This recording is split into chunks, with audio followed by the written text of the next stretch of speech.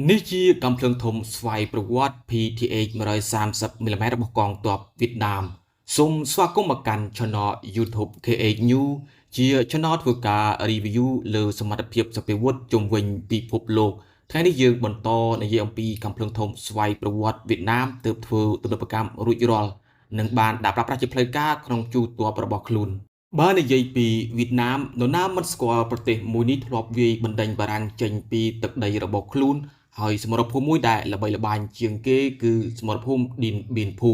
ហើយក៏ជាសមរភូមិសម្រាប់ការចាញ់ឈ្នះរវាងបារាំងនិងវៀតណាមផងដែរ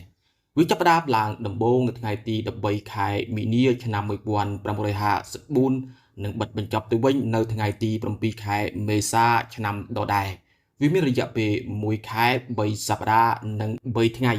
ដោយសមរភូមិមួយនេះកងទ័ពបារាំងតាំងលើទីតាំងភ្នំខ្ពស់ព័ទ្ធដោយភ្នំជុំវិញមានរាងដូចជាបាតខ្ទះអញ្ចឹងហើយកងទ័ពវៀតណាមវិញ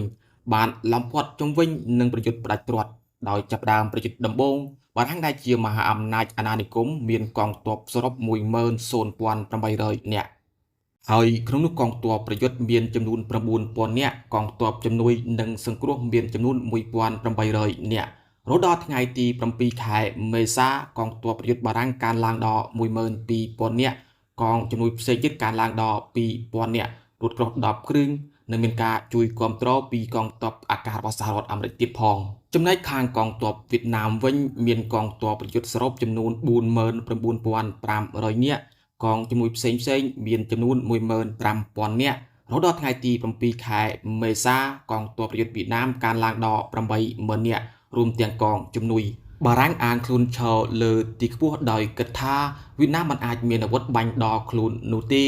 និងមួយវិញទៀតដល់រដូវភ្លៀងហើយការឡោមព័ទ្ធរបស់កងទ័ពវៀតណាមនឹងដកថយដោយខ្លួនឯងមិនអាចវាយលុកខ្លួនបាននោះទេពីព្រោះរដូវភ្លៀងកងទ័ពវៀតណាមពិបាកវាយឡើងភ្នំណាស់ទាំងរអិលនិងពិបាកយកកំភ្លើងធំឡើងដាក់ទីតាំងយុទ្ធសាស្ត្របើយោងតាមតម្រាសង្គ្រាមមិនថាចិនឬក៏តម្រាសង្គ្រាមឥណ្ឌាពីសម័យបុរាណនោះទេគឺគេមិនដែលធ្វើសង្គ្រាមនៅរដូវវស្សានោះឡើយប៉ុន្តែទាំងនេះគឺជារឿងដែលបារាំងគិតខុសកងជំនួយវៀតណាមបានធ្វើការទាំងយប់និងថ្ងៃដើម្បីលីកំភ្លើងធំទៅដាក់តាមទីតាំងយុទ្ធសាស្ត្រដែលបានកំណត់កងទ័ពវៀតណាមបានបិទផ្លូវដឹកជញ្ជូនស្បៀងនិងបាញ់ទម្លាក់រាល់ស្បៀងនិងជំនួយដែលកងទ័ពអាមេរិកដឹកតាមយន្តហោះស្ទឹងតែទាំងអស់ធ្វើឲ្យកងទ័ពបារាំងខ្វះសពគ្រប់រហូតដល់ថ្ងៃទី7ខែមេសា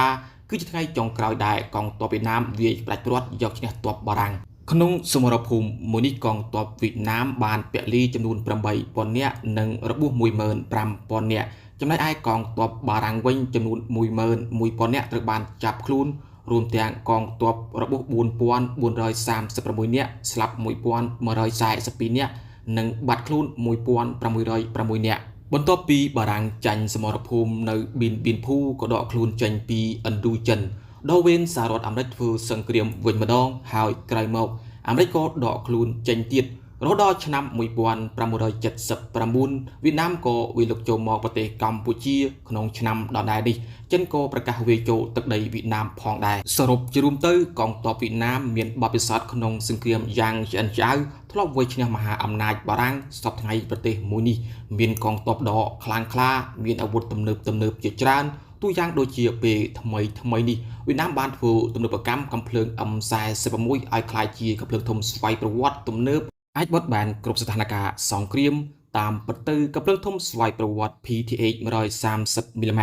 គឺវៀតណាមបានយកកំភ្លើងធំអូសណ្ដោង M46 របស់សហភាពសូវៀតមកធ្វើទំនើបកម្មនេះបើយោងតាមការអធិប្បាយរបស់ឧស្សាហកម្មការពារជាតិវៀតណាមជាមួយនឹងទម្ងន់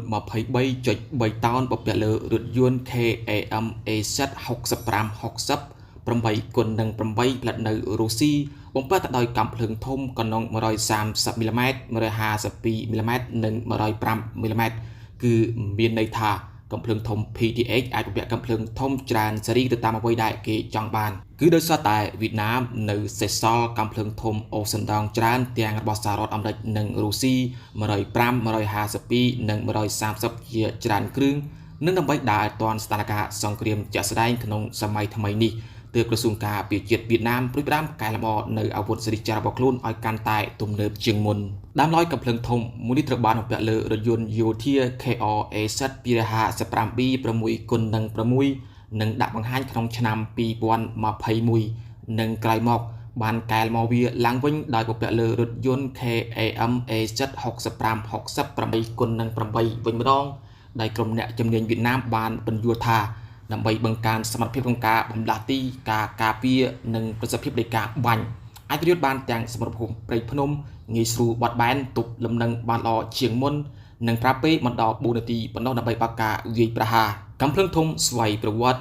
130ប្រើប្រាស់គ្រាប់ប្រភេទ130មីលីម៉ែត្រផ្លាត់ដោយវៀតណាមខ្លួនឯងដោយវាស្តៀងទៅនឹងគ្រាប់130មីលីម៉ែត្រគុណនឹង840មីលីម៉ែត្រអស្តង់ដាររុស្ស៊ីគ្រាប់របស់វាមានទម្ងន់ 33.4 គីឡូក្រាមនិងផ្ទុកចិត្តផ្ទុះ 3.64 គីឡូក្រាមសម្រាប់គ្រាប់ប្រភេទ High Explosive Fragmentation និងគ្រាប់ ERFB BB មានទម្ងន់ 32 គីឡូក្រាមបាញ់បានចម្ងាយ27ទៅ 27.5 គីឡូម៉ែត្រអត្រាលឿនគ្រាប់រត់930ម៉ែត្រក្នុង1វិនាទីបោះបាញ់គ្រាប់ពិសេសបំពេញទៅដោយ GPS នាំផ្លូវបាញ់បានចម្ងាយ37ទៅ38គីឡូម៉ែត្រវាមានប្រព័ន្ធច្រកគ្រាប់និងមធ្យោបាយបាញ់ដោយស្វ័យប្រវត្តិដោយវាអាចបាញ់បាន6ទៅ8គ្រាប់ក្នុង1នាទីប្រើប្រាស់កម្លាំងទាហានចំនួន6នាក់សម្រាប់ប្រតិបត្តិការនិងនៅលើដំបូលរបស់វាក៏មានបំពាក់កាំភ្លើងយន្ត 7.62 មីលីម៉ែត្រមួយដើមផងដែរ